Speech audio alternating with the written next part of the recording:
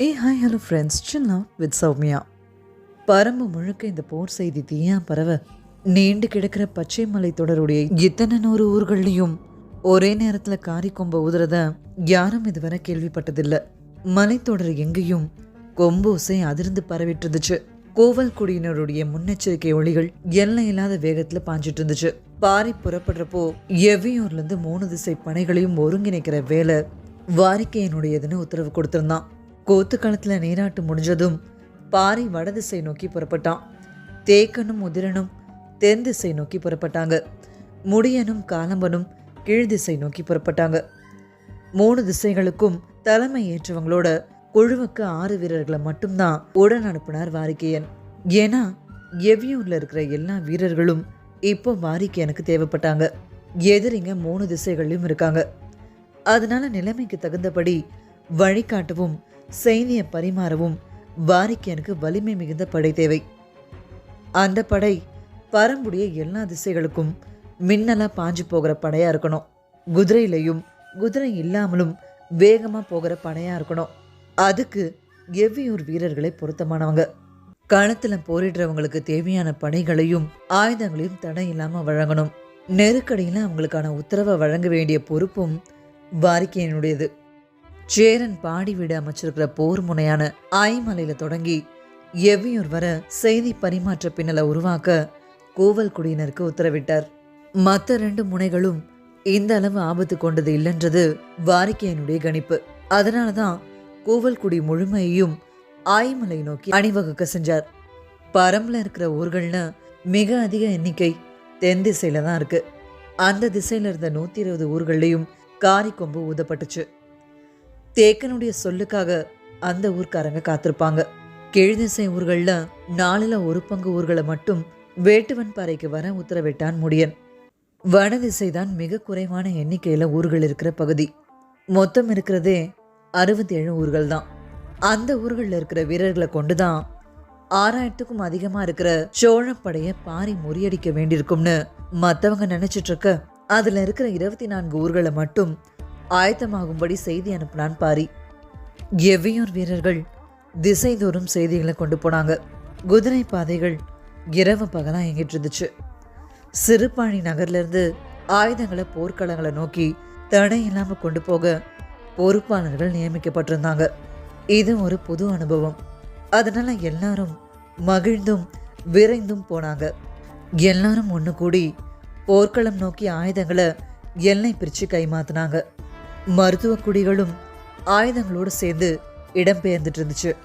கோடை காலம்ன்றதால நீர் ஆதாரங்களை குறி வச்சு பாதைகளை வகுத்திருந்தாங்க. எவ்வளவு மருத்துவம் கபிலர் கேட்கல. தாக்குதல் நடக்கும் இடத்துக்கு வரவில்லை, அருகில் இருக்கும் ஊரில் இருந்து கொள்கிறேன்னு விடாப்பிடியா சொன்னதால அவரை தன்னோட அழைச்சிட்டு போக சம்மதிச்சான் பாரி. 3ஆம் நாள் இரவு பாரியும் கபிலரும் சூலூரை அடைஞ்சாங்க. எழுவனாற்றுல எதிரிகள் படை நுழைஞ்சதும் தாக்கும் உத்தரவை சூலூருக்கு தானே தந்திருக்கணும்னு அந்த ஊர் பெரியவங்கெல்லாம் கோவத்துல இருந்தாங்க. பாரி வந்து சேர்ந்தப்போ எழுவனாற்றின் கரையில் இருக்கும் 11 ஊர்களை கொண்டு எதிரியை அழிக்கும் உத்தரவை சூலூருக்கு ஏன் வழங்கவில்லைன்னு கோவத்தோட கேட்டார் அந்த ஊர் பெரியவர் பிட்டன். தாக்குதல் தொடுக்க வேண்டிய உத்தியை எவ்வியூரிலிருந்து முடிவெடுப்பது பொருத்தமாக இருக்காது, அதனால்தான் நேரில் வந்தேன்னு பாரி சொன்னான். 10,000 வீரர்களை கொண்ட பெரிய படைய வெறும் 11 ஊர்களை கொண்டு எதிர்க்க சூழற்காரங்க அனுமதி கேட்கறதையும் அதுக்கு பாரி சொல்ற பதிலும் கபிலரால புரிஞ்சுக்க முடியல. உணவருந்த பாரியும் கபிலரும் உட்கார்ந்தப்போ கூட பாரி ஏன் பெரியவருடைய கேள்விக்கு இப்படி பதில் சொன்னான்?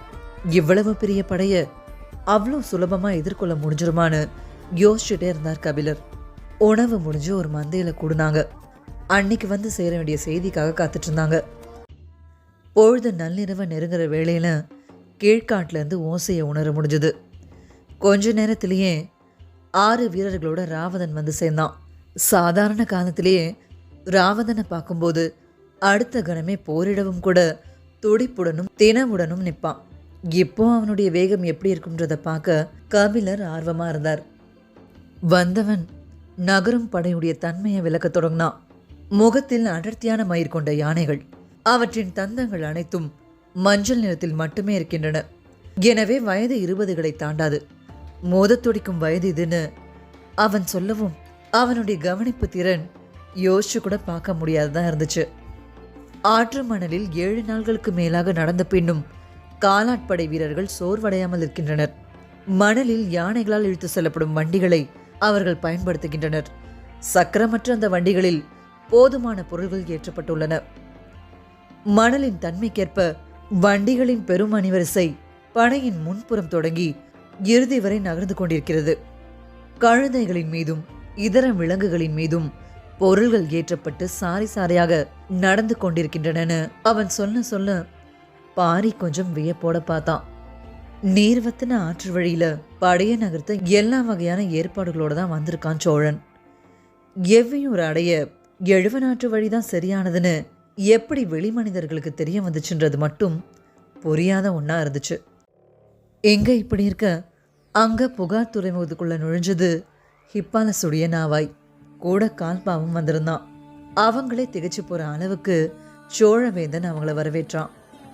இன்னைக்கு வர யவனத்தோட இருக்கிற வணிகத்துல பாண்டியன் சேரனுக்கு அடுத்த நிலையில தான் சோழன் இருக்கான். இந்த நிலையில ஹிப்பாலஸ் கால்பா மாதிரியான யவன தேசத்து மாமனிதர்கள் புகாருக்கு வர்றத சோழர்கள் பெரும் வாய்ப்பா தான் பார்த்தாங்க. அவங்க வந்து இறங்கின 3 நாளும் ஆட்டம் பாட்டங்கள் இடைவெளியின்றி நடந்துச்சு. சோழ பேரரசன் செங்கன சோழன் படை நடத்தி போயிருக்கிறதால எல்லா விருந்துகள்லையும் அவனுடைய தந்தை சோழவேழன் கலந்துகிட்டார். விருந்துக்கு நடுவுல பரம்புக்கு படை நடத்தி போயிருக்கும் செங்கன சோழனை பத்தி பேசப்பட்டது. தன்னுடைய மகன் வெற்றியோட திரும்புற வர அவங்க 2 பேரும் புகார்ல தங்கி இருக்கணும்னு கேட்டுக்கிட்டார் சோழவேளன். இங்க பரம்புல மறுநாள் அதிகாலை புறப்பட்டான் பாரி. சூலூருடைய மாவீரர்களை 2 கூறுகளா பிரிச்சு ராவதன் தலைமையிலான ஒரு பகுதி வீரர்களை எழுவனாற்று வனக்கரைக்கும், பிட்டன் தலைமையிலான வீரர்களை எழுவனாற்று இடக்கரைக்கும் பயணிக்க உத்தரவிட்டான். வனக்கரை பகுதியில் இருக்கிற 11 ஊர்களை ராவதனை அழைச்சிட்டு போகணும். இடக்கரையில் இருக்கிற 13 ஊர்களை பிட்டனை அழைச்சிட்டு போகணும். எதிரிகளுடைய படை நகர்விற்கு ஏற்ற மாதிரி 2 பக்கம் மேற்புற காடுகளின் மறைவா அவங்க வரணும். மலை முகடுகளில் பயணிச்சபடி எதிரி படையுடைய நகர்வுகளை கவனிச்சு வருவான் பாரி.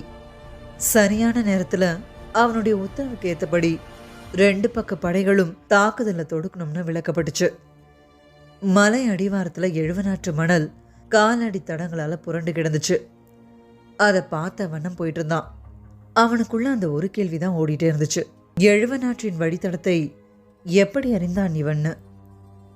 அங்கங்க இருக்கிற ஊர்க்காரங்க பாரியை பார்த்து சோழப்படையின் தன்மைகளை விளக்கினபடி இருந்தாங்க. எல்லாத்தையும் கேட்டபடி அவன் பயணிச்சுக்கிட்டே இருந்தான். அன்னைக்கு நண்பகல் முள்ளூர் பெரியவர் பாரி வர குதிரை பாதையெல்லாம் காத்துட்டு இருந்தார். முள்ளூரை சேர்ந்த வீரர்கள்லாம் பெட்டனோட சேர போயிட்டாங்க. ஊர் பெரியவர் மட்டும் பாரி கிட்ட சொல்ல வேண்டிய செய்திக்காக காத்துட்டு இருந்தார்.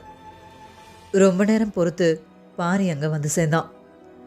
பெரியவர் உட்கார்ந்துருந்ததை பார்த்து குதிரையிலேருந்து கீழே இறங்கின பாரி அவரை அணைச்சு மகிழ்ந்தான். 2 பேரும் பேசினபடி பாறையுடைய பின்புற நிழல்ல உட்கார்ந்தாங்க. படையின் எண்ணிக்கை பொருட்டல்ல, அதன் தன்மை சற்றே வியப்பூட்டுவதாக இருக்கிறது. அதை உன்னிடம் நேரில் தெரிவிக்கவே வந்தேன்னு பெரியவர் சொல்லவும், என்ன அதுன்னு பாரி கேட்டான்.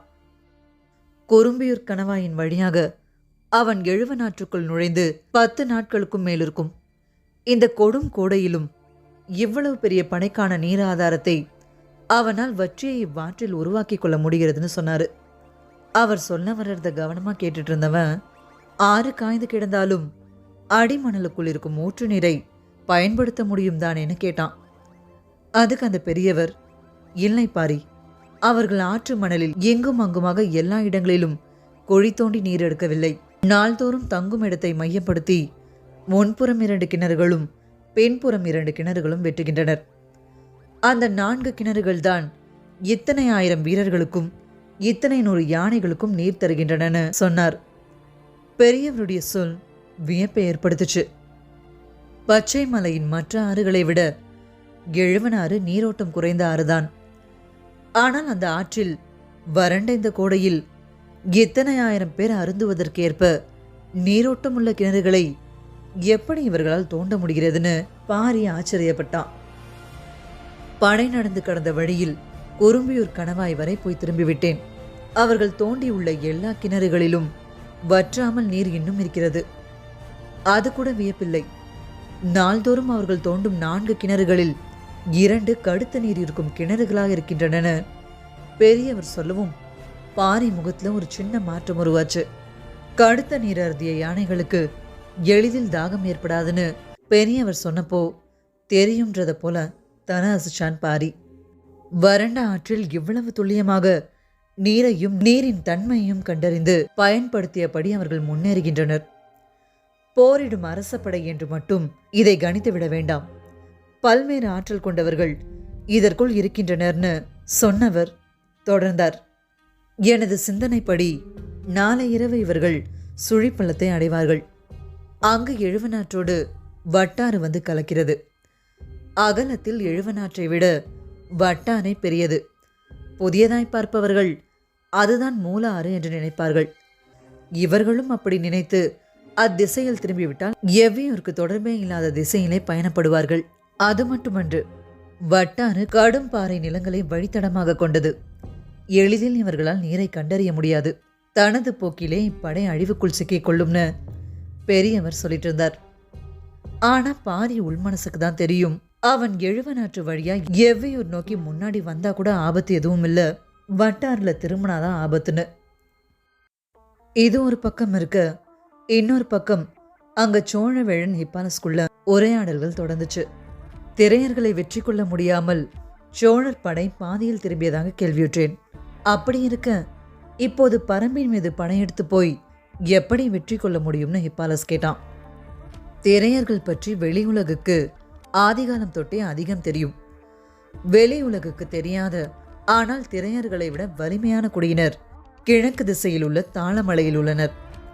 அவர்களின் பெயர் நெடுங்காடர்கள். திரையர்களை கூட நெருங்க முடியும், ஆனால் நெடுங்காடர்களை நெருங்கவே முடியாதென்றுதான் செய்திகள் சொல்லப்பட்டன. ஆனாலும் செங்கன சோழன் துணிந்து தாளமலையை முற்றுகையிட்டான். பல மாத கால முற்றுகை.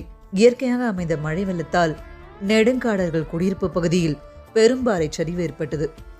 அவர்கள் ஒருங்கிணைய முடியாத நிலை.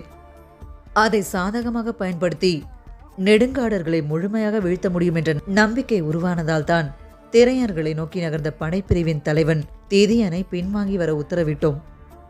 செங்கன சோழன் மொத்த படையையும் ஒருமுகப்படுத்தி நெடுங்காடர்களை சூழ்ந்து தாக்கினான்னு சோழவேலன் சொல்லிட்டு இருந்தாரு. நெடுங்காடர்கள் பத்தி இதுவரை ஹிப்பாலஸ் கேள்விப்பட்டதில்லை. பேச்சு அது சுத்தியே இருந்துச்சு. சோழவேழன் தொடர்ந்தார். கீழ் நெடுங்காடர்கள், மேல் நெடுங்காடர்கள், குறுங்காடர்கள் என்று 3 பிரிவினர் உண்டு. நாங்கள் அறிந்தவரை காடு பற்றி இவர்களின் அறிவுக்கும் ஆற்றலுக்கும் இணை சொல்ல யாருமில்லை.